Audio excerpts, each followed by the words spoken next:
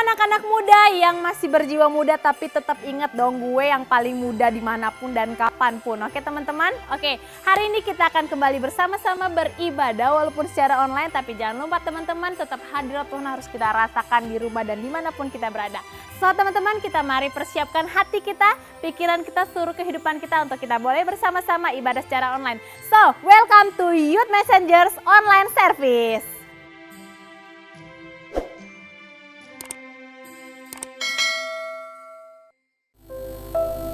Terima kasih Tuhan, kami meninggikan Engkau, menyembah Engkau lebih lagi. Kami percaya Tuhan hadir di tengah-tengah kami. Dalam nama Yesus Kristus Tuhan.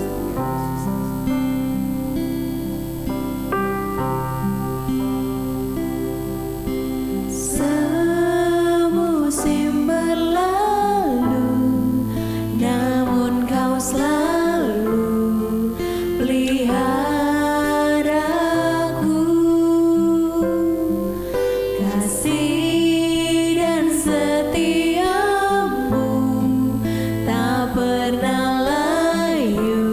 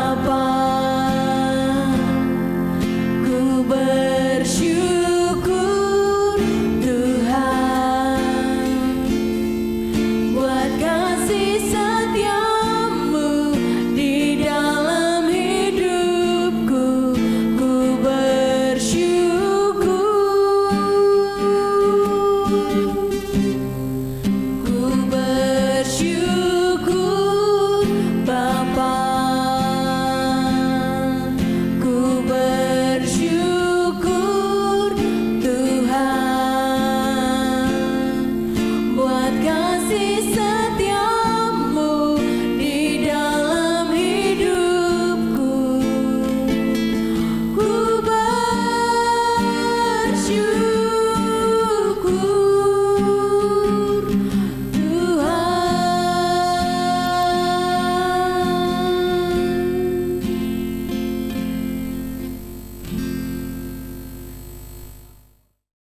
Shalom Youth Messengers, kembali lagi kita di bulan Natal yang tidak terasa Natal, tapi nggak apa-apa lah ya, kita akan belajar kebenaran firman, dan sebelum itu kita akan berdoa terlebih dahulu.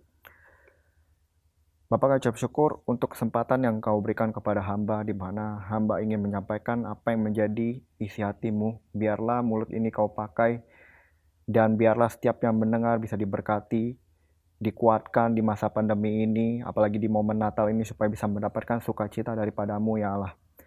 Biarlah semuanya aku serahkan ke dalam tanganmu, dalam nama Yesus Kristus, aku akan mulai Tuhan, amin.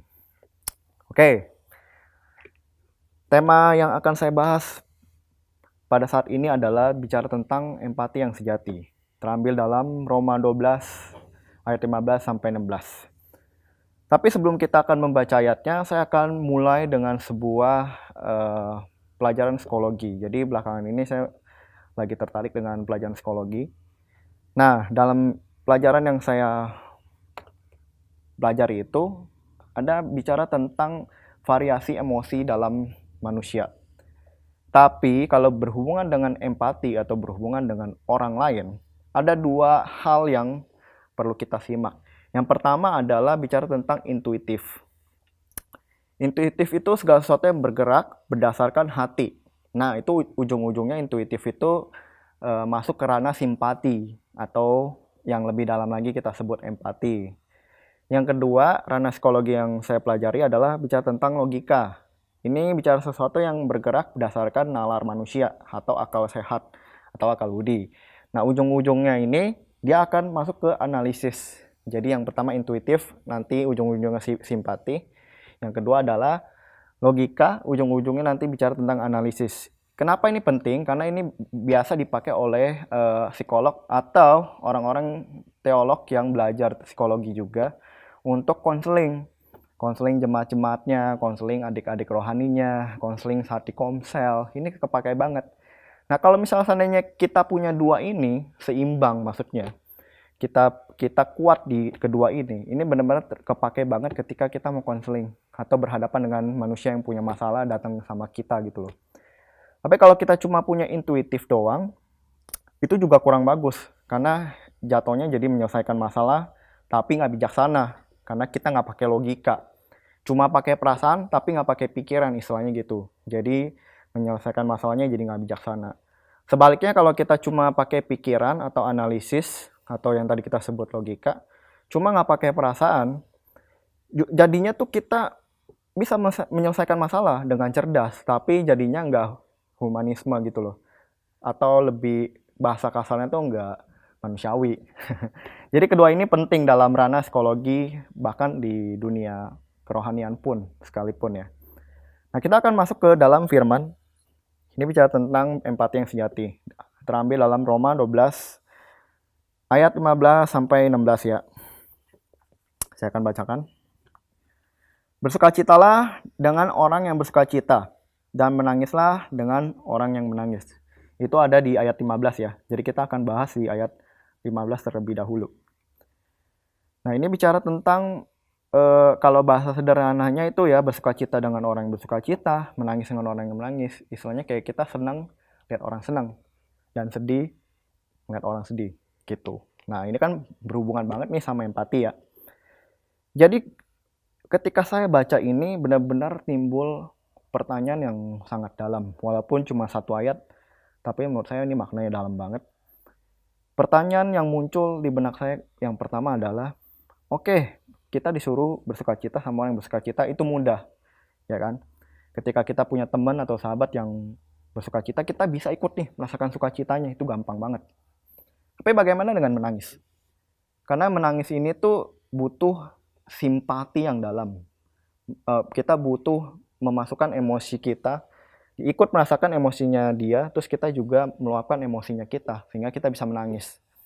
begitu berat ketika baca ini gitu loh. Makanya ketika saya baca ini saya muncul 3 pertanyaan. Yang pertama adalah bagaimana kita bisa menangis dengan orang yang menangis? Pertama, kalau kita nggak alamin apa yang mereka alamin. Itu pertanyaannya begitu berat ya.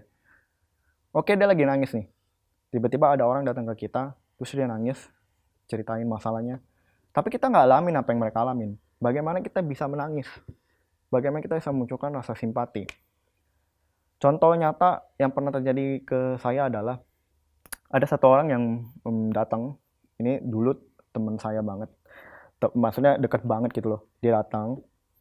Dia cerita tentang bagaimana dia nggak punya orang tua. Dia nggak punya papa, nggak punya mama. Dia tinggal sama neneknya. Dia cerita begitu luar biasanya dia menderita. Sehari-hari juga kadang bingung makan apa karena neneknya juga udah tua. Ngasih istilahnya kasih uang makan pun juga seadanya. Tinggal juga seadanya gitu loh. Tapi yang paling menyedihkan adalah ketika dia cerita tentang orang tuanya. Yang saya lakukan adalah saya dengar dengan sungguh-sungguh, saya coba simak apa yang jadi kesedihan dia. Tapi nggak sampai sesedih dia gitu loh. Nggak bisa dipungkiri ketika dia cerita dengan luar biasanya sedihnya, dia sampai menangis, meneteskan air mata. Ya bukannya saya kejam ya, tapi saya biasa aja. Karena saya nggak alamin apa yang dia alamin. Orang tua saya masih utuh. Puji Tuhan masih sehat sampai sekarang. Dan ketika dia menceritakan itu, karena saya nggak ada di zonanya dia, nggak ada di zona penderitaannya dia, saya nggak bisa alamin gitu loh. Ya makanya begitu sulit ketika firman Tuhan katakan menangislah dengan orang yang menangis. Ini mudah dibaca, tapi sulit dilakukan. Makanya pertanyaan ini begitu membuat saya merenung dalam akan firman ini. Nah ini jadi PR. Nanti kita akan jawab bagaimana kita bisa melakukan ini, karena ini sulit. Itu pertanyaan pertama. Pertanyaan kedua adalah, bagaimana kita menangis dengan orang yang sedang menangis kalau, pertanyaan kedua ya, kita nggak terlalu dekat sama mereka. Kita kenal nih, kita kenal orangnya. Bahkan dalam satu gereja, kita kenal, oh dia nih, si A nih. Gue tahu dia pelayanan nih, gue tahu dia luar biasa nih. Tapi nggak dekat, benar-benar nggak kayak sahabat karib gitu loh. Nah ketika dia menceritakan masalahnya ke kita, bagaimana bisa kita merasakan emosi yang sama gitu?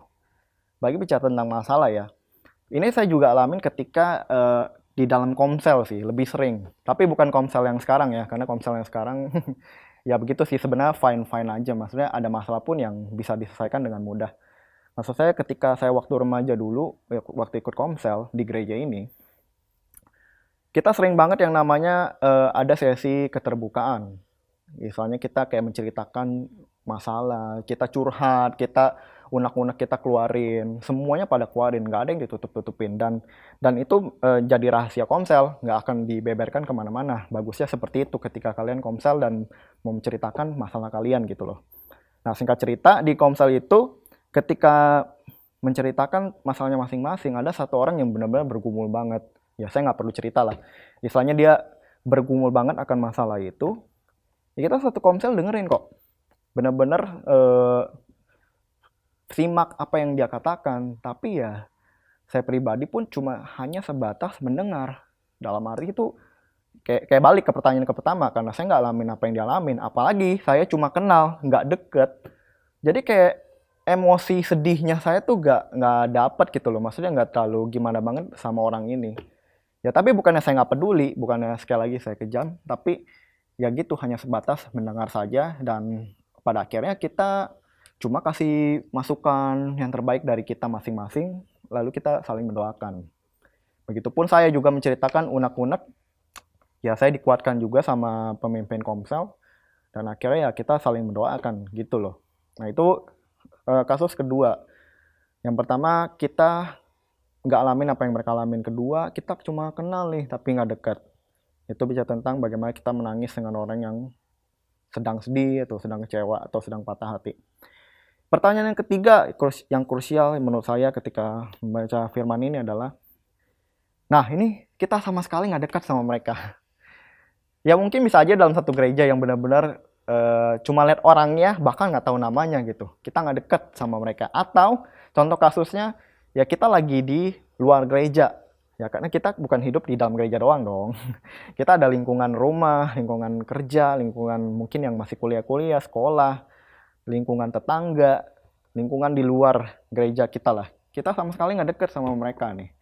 Tapi bagaimana ketika ada orang, ya mungkin ya itu bisa dikatakan oleh Tuhan itu sendiri. Dia datang sama kita, dia ceritain masalahnya tiba-tiba, padahal kenalan aja belum gitu loh.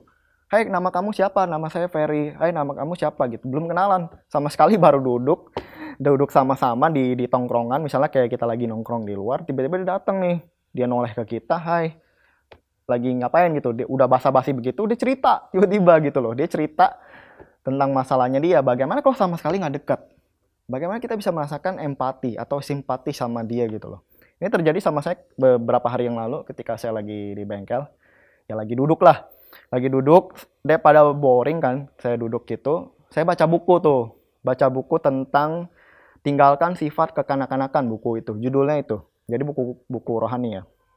Pas lagi baca buku itu, ya tiba-tiba si pemilik bengkelnya datang gitu, kamu baca buku apa? Ini orangnya sama sekali nggak kenal loh, baru datang ke bengkel itu, kamu baca buku apa? Dia tanya gitu kan ke saya bilang, oh ini buku ini, saya kasih lihat bukunya, judulnya, habis itu saya tegasin kalau ini buku Kristen, buku gereja. Takutnya dia bukan agama Kristen gitu loh. Jadi ya menjelaskan aja sama dia.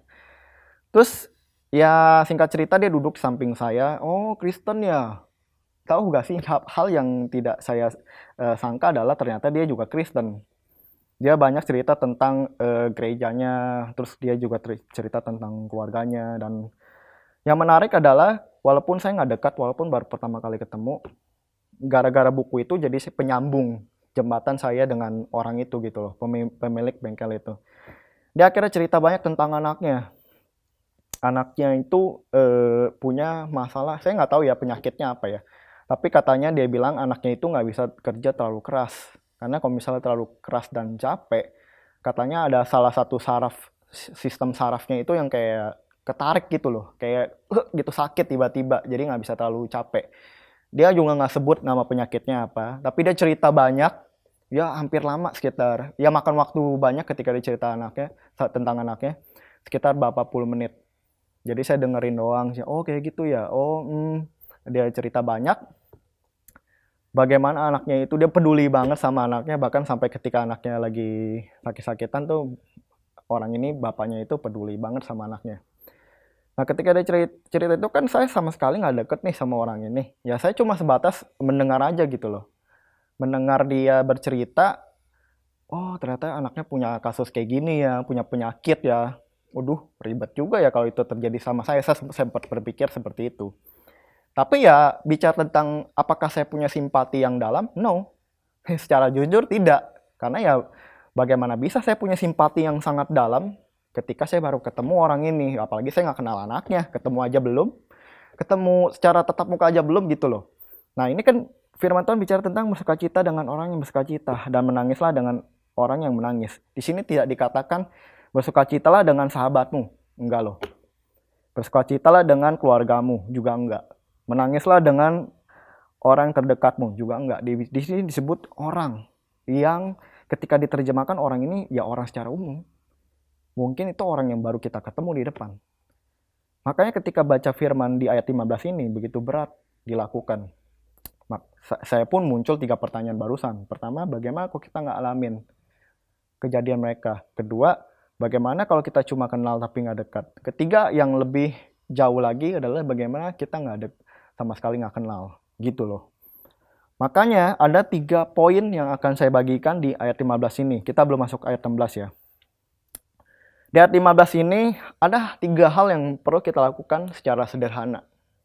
Yang pertama adalah bagaimana, ini ya menurut versi saya, mungkin kalian ada versi kalian, tapi yang saya dapat adalah bagaimana kita bisa senang melihat orang senang, dan juga bagaimana kita bisa sedih melihat orang sedih adalah nomor 1 poin yang saya dapat, itu mulai dari diri sendiri. Maksudnya adalah mencintai dulu diri sendiri, baru kita bisa mencintai orang lain. Ini juga terambil dalam Matius 22 ya, ayat 37-39, bagaimana kita harus mengasihi samamu manusia seperti dirimu sendiri. Makanya saya mulai dari situ dulu, mulai dari diri sendiri. Contoh simpel, misalnya kayak gini, ada tiba-tiba ada orang datang, dia sedih gitu. Aduh, gue sedih nih, ini saya pakai bahasa sehari-hari ya. Gue sedih nih, kenapa bro? Ya soalnya gue diet mati-matian, tapi nggak pernah kurus, lihat tuh badan gue bengkak. Nah, kita nih, kalau seandainya nggak mulai dari diri sendiri, dalam arti kita nggak sayang diri sendiri, nggak jaga kesehatan juga, terus makan sembarang, kita nggak bisa kasih dia solusi yang terbaik. Benar nggak?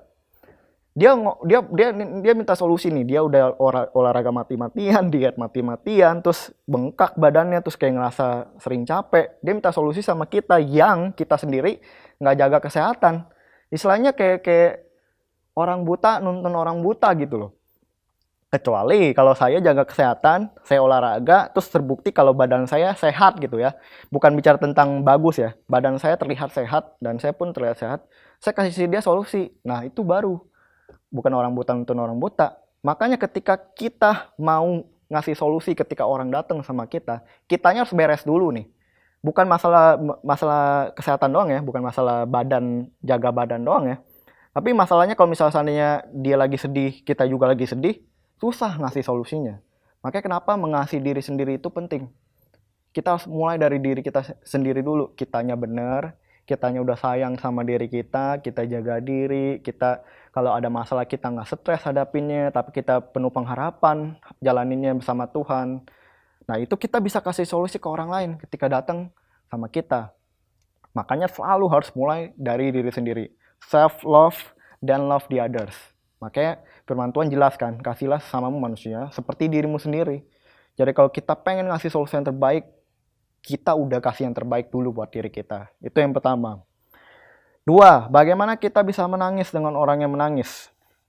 Nomor 2, yang poin yang saya dapat adalah memposisikan diri kita sama seperti mereka. Atau istilah gampangnya, jika aku menjadi. Ya ini istilah yang sebenarnya sederhana ya. Jika aku menjadi dia, bagaimana gitu loh. Soalnya ada orang datang, aduh bro, gue lagi suek nih, kenapa lu bro? Iya, gue habis kecelakaan, servis motor habis-habisan. Habis itu gue harus rawat diri gue ke rumah sakit atau ke dokter. Biayanya gede. Dan gue masih sakit nih bro. Nah, ketika ada orang cerita seperti itu, kita nggak ngalamin apa yang dia alamin nih. Contoh juga mungkin kita nggak terlalu dekat sama dia, cuma kenal. Bagaimana ketika ada cerita tentang itu, kita bisa merasakan empati sama dia. Ya itu, memposisikan diri kita sama seperti mereka.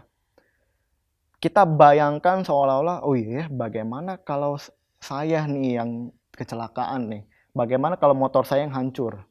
Bagaimana kalau saya yang keluarin duit berjuta-juta untuk benerin motor dan nyembuhin diri saya gitu loh. Bagaimana kalau itu terjadi sama saya? Waduh, bisa-bisa ya saya juga bakal sedih kayak dia. Mungkin bakal nangis-nangisan kayak dia. Makanya ketika kita mau punya rasa simpati, mau punya hubungan emosional yang kuat dengan orang lain, ya kita harus bisa, pertama-tama kita harus membayangkan dulu bagaimana jika aku menjadi dia. Supaya kita ngerti apa yang dialamin, siapa tahu kalau seandainya kita alamin, wah kita tahu nih, bagaimana sedihnya, bagaimana keselnya dia harus keluar banyak untuk pengobatannya dan untuk motornya gitu loh.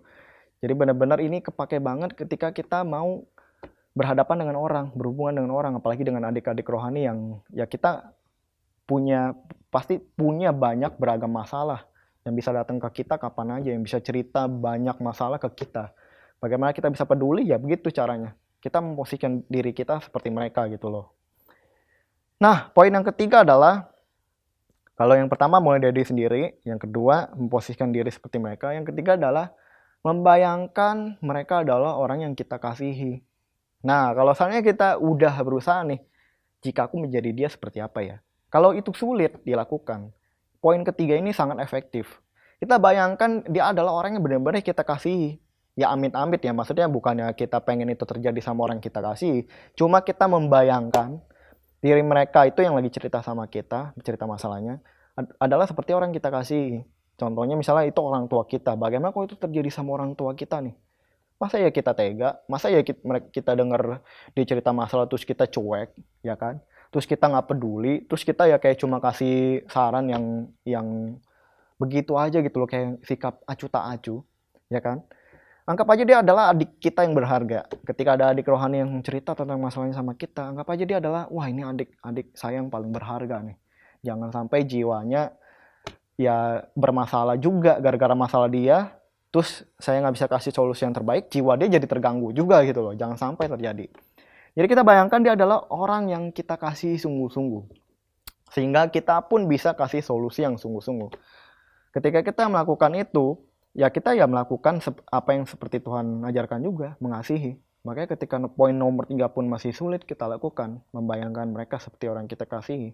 Yesus pun ngajarin kita untuk mengasihi. Itu udah harus jadi praktek kita. Itu udah harus jadi tolak ukur kita dalam berhubungan sesama manusia. Makanya 3 poin penting ini harus kita lakukan ketika kita membaca ayat 15. Saya akan baca ulang ya. Bersukacitalah dengan orang yang bersukacita. Dan menangislah dengan orang yang menangis. 3 hal. Mencintai diri sendiri dulu, mulai dari sendiri. Poin nomor 2. Memposisikan diri kita seperti mereka jika aku menjadi. Yang ketiga adalah membayangkan mereka adalah orang yang kita kasihi. Sehingga kita bisa yang namanya munculkan empati sama mereka. Nah, seperti itu. Tapi kalau misalnya, saya udah lakukan itu semua kok, tapi kok masih sulit ya? Nah, itu kita harus refleksi diri. Nggak apa-apa kok. Wajar sebagai manusia kalau misalnya seandainya ya kita merasakan hal yang sulit kita lakukan. Nggak apa-apa, kita refleksi diri. Kenapa ya kita nggak bisa lakukan itu? Kita bisa konseling sama yang lebih ngerti. Mungkin sama orang yang memang belajar psikologi.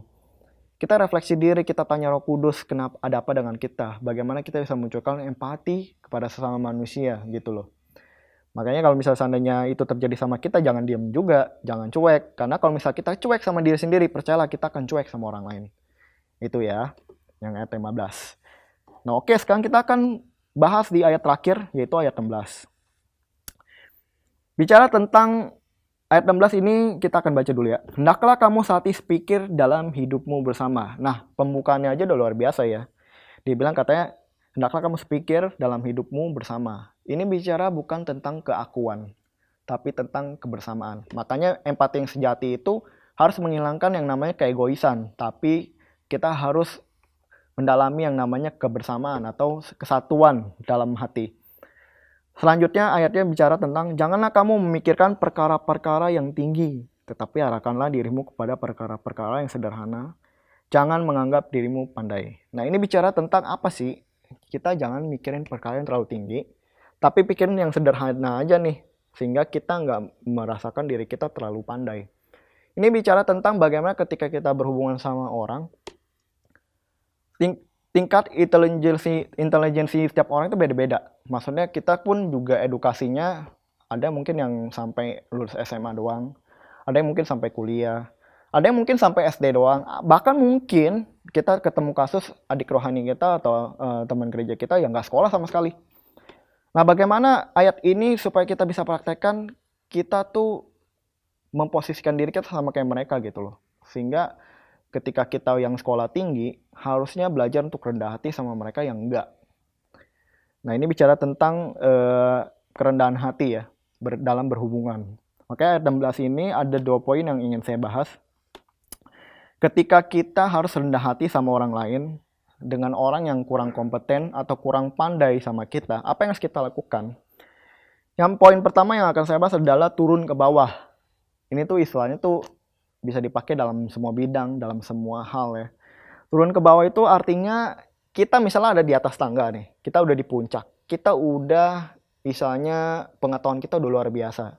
Kita ada di tangga yang paling atas, sedangkan adik rohani kita ada di tangga yang di tengah atau mungkin paling bawah gitu loh. Ya simple. Ya nggak simple juga sih, maksudnya memang mudah dikatakan tapi sulit dilakukan. Kita harus turun. Kita yang turun tangga, bukan dia yang naik, karena dia nggak dapat pengetahuan yang kita dapat. Susah untuk dia ngajar kita, daripada dia yang naik lebih susah, mendingan kita yang turun, ketemu di tengah, atau kita turun benar-benar ke bawah. Saya mencontohkan seperti begini. Sampai detik ini, percayalah papa mama saya itu orang yang gaptek. Bahkan istilahnya kayak pengen nambah kontak nih, itu masih nanya saya gitu loh. Padahal udah dikasih tahu gini Pak, Ma, ini kan tanda titik 3 nih. Habis itu tambah ke kontak, habis itu udah tulis aja nama, simpan, selesai gitu loh. Itu udah berkali-kali saya lakukan. Tapi sampai detik ini mereka tetap nggak ngerti. Makanya ada yang namanya keterbatasan intelijensi setiap orang. Kita nggak bisa paksa mereka sekalipun diajar berkali-kali, kita nggak bisa paksa mereka bisa, sekalipun kita udah ajarin berkali-kali. Memang ada keterbatasan. Mereka gaptek, kita enggak. Artinya kita yang nggak gaptek, ya kita ajarin. Ya kita harus sabar, sekalipun itu harus berkali-kali. Nah, bagaimana kita bisa praktek itu ketika ketemu orang yang, ya sorry ya, lemot gitu. Lemotnya parah, habis itu ya kayak maaf kata ya bodoh. Ya kita harus benar-benar bisa rendah hati, kita ngomong sesuai bahasanya dia, bukan bahasanya kita. Misal kita ngomong bahasa tinggi pun percuma. Kita udah belajar mati-matian, kita istilahnya kita kayak sayang. Loh, gua kan ini lulusan S2 atau gua kan profesor, masa gua harus ngomong sama dia kayak nggak penting banget atau buang-buang waktu banget? Enggak. Justru kita harus rendah hati ketika ngomong sama, apalagi kalau kita adalah seorang pemimpin dalam gereja. Kita harus lihat keterbatasan jemaat, keterbatasan adik-adik rohani kita yang mungkin gak sehebat kita pengetahuannya. Sehingga kita ngomong sama mereka, mereka ngerti apa yang kita ucapin dengan bahasanya mereka. Mungkin kita mengajarkan mereka sesuatu, mungkin kita ngasih mereka solusi yang terbaik dalam masalah mereka. Tapi kita pakai bahasanya mereka dengan pengetahuan yang kita, ngerti kan? Artinya pengetahuan yang kita dapat tentang bagaimana memecahkan masalah dia, kita pakai, cuma bahasanya bahasa mereka, sehingga mereka ngerti, oh iya, gue harus ngelakuin ini nih, oh iya ya, kata koko gereja gue harus begini. Mereka ngerti gitu loh. Kita yang turun ke bawah, sehingga kita punya kerendahan hati kepada setiap orang ya. Itu yang poin pertama. Terus yang poin kedua adalah bahwa ingat bahwa kesombongan itu nggak menghasilkan apa-apa, apalagi Allah itu membenci orang yang congkak atau orang yang sombong. Pertama, kita harus turun ke bawah, kita harus menyamakan level kita sama orang itu ketika berbicara atau berhubungan dengan orang lain. Yang kedua adalah kesombongan itu nggak menghasilkan apa-apa. Percuma kita ngomong hingar-bingar, hebat. Andaikan saya adalah seorang teolog yang udah belajar luar biasa gitu. Mau S1, kayak S2, S3. Tapi ketika jemaat nggak ngerti apa yang saya sampaikan, percuma. Mereka datang bingung, pulang pusing. Mendingan mereka datang walaupun bingung, ya karena firman Tuhan kadang emang ada beberapa yang sulit dicerna gitu. Tapi mereka pulang sukacita, lebih baik seperti itu. Artinya apa yang kita ucapkan itu selaras dengan apa yang mereka bisa tangkap. Sehingga kita nggak menyombongkan sesuatu. Ini terjadi sama saya dulu. Jadi ketika saya belajar banyak hal yang saya ketahui, banyak istilah-istilah baru yang saya pahami. Dan saya memaksakan ini, maksudnya memaksakan apa yang saya dapat, apa yang saya pelajari ke orang yang sama sekali belum mengerti. Dia sampai bingung, sampai kesulitan menangkap apa yang saya sampaikan gitu loh. Sampai suatu hari saya berpikir, iya juga ya. Gue belajar mati-matian, gue belajar tinggi-tinggi, tapi nggak bisa dibagiin. Buat apa? Ya tapi bukan begitu juga, bukan berarti kita nggak boleh belajar juga. Kita belajar, apa yang kita dapat, kita cerna itu. Yang tadinya itu misalnya makanan berat ya. Saya contohkan ilmu pengetahuan yang tinggi kita, itu seperti makanan berat. Makanan yang keras, yang sulit dicerna. Anggap aja steak lah, steak ya. Daging steak kan ada yang keras, ada yang empuk. Anggap aja ini daging steak yang keras. Bagaimana orang yang susah makan steak bisa makan itu? Ya banyak cara sih. Tapi yang bisa saya lakukan adalah saya potong-potong nih steaknya nih. Iris sekecil mungkin, dibikin dibelah, dipotong mungkin jadi dadu, kecil banget, sehingga ketika dia makan itu dia bisa cernanya. Sama seperti pengetahuan kita, sama seperti bahasanya kita. Ketika kita ngomong sama orang lain, ya kita coba bagi pengetahuan kita jadi beberapa bagian, artinya menjadi sesuatu yang sangat mudah dijelaskan. Ada tahapnya, ada A, B, C, sehingga kita ketika menjelaskan sesuatu itu, kita ngobrol sama orang nggak pusing. Jadi benar-benar itu yang saya alami ketika saya belajar, iya ya, kalau saya pakai apa yang saya dapat, orang nggak akan ngerti. Artinya ya saya harus bagaimana membuat ini menjadi sesederhana mungkin, sehingga orang ngerti, pulang pun sukacita. Jadi kalau misalnya ada pun orang yang datang sama kita, konseling, kok gue mau curhat dong, dia bukannya makin pusing sama masalahnya, tapi malah bisa diberkati karena kita bisa kasih solusi dengan bahasa sederhananya kita. Oke, saya akan tutup dengan kesimpulan seperti ini. Bagaimana kita punya empati yang sejati ketika ada orang datang sama kita. Yang pertama adalah kita harus mulai dari diri sendiri dulu. Kita harus sayang sama diri kita harus jaga diri kita, hilangin stres, sehingga ketika orang datang sama kita bisa kasih solusi yang terbaik sama dia. Yang kedua adalah kita memposisikan diri kita sama seperti mereka. Jika aku menjadi dia, gimana ya? Bagaimana kalau dia sulit dan saya ada di posisi itu? Sehingga kita benar-benar bisa memunculkan emosi yang sama ketika dia cerita itu. Yang ketiga adalah membayangkan mereka adalah orang yang kita kasihi. Jangan sampai ini terjadi sama orang yang gue cintai nih. Sehingga orang ini cerita, gue bisa kasih yang terbaik juga. Benar-benar gue peduli sama dia, gue gak mau terjadi apa-apa sama dia. Anggap dia adalah orang yang gue kasihin. Itu yang ketiga. Nah, ini ayat 16 yang bicara tentang merendahkan diri. Ya ada 2 poin. Yang pertama turun ke bawah. Yang tadi kita merendah. Yang kedua adalah kesombongan gak menghasilkan apa. Empati yang sejati bukan bicara tentang diri kita. Empati yang sejati adalah bicara dengan kita peduli sama orang lain. Ya memang harus peduli sama diri sendiri dulu, tapi kita praktekkan untuk peduli sama orang lain. Jadi kesimpulan dari saya adalah empati bukan bicara tentang keakuan, tapi empati adalah bicara tentang kebersamaan. Pusatnya tuh bukan diri kita, tapi orang lain. Sama seperti Yesus yang istilahnya menunjukkan kasihnya. Dia memprioritaskan diri kita yang ditebus melebihi dirinya. Itu yang Yesus teladankan. Empati yang sejati adalah bukan bicara tentang diri sendiri, tapi orang lain. Oke, selesai firman Tuhan pada hari ini. Semoga yang mendengar bisa mengerti, walaupun saya harus buru-buru sampai ini. Poinnya terlalu banyak. Ya mungkin nggak terlalu cepat ya. Selamat Natal. Kita akan tutup dalam doa. Bapak, kami ucap syukur untuk kesempatan yang Kau berikan kepada hamba untuk menyampaikan tentang empati. Ini sangat sulit dilakukan ya Allah, di mana kalau kita nggak mulai mengasihi diri kita sendiri, itu akan sulit kita mengasihi orang lain. Ajar kami kasih yang sejati supaya kami bisa peduli, apalagi masa pandemi ini, kami punya jarak salah satu dengan yang lain Tuhan. Biar apapun media yang kita pakai untuk menjangkau anak-anak, untuk follow up anak-anak, supaya mereka tetap merasakan kehadiran kita bagi mereka ya Allah. Supaya mereka masih merasakan kami peduli dengan mereka ya Allah.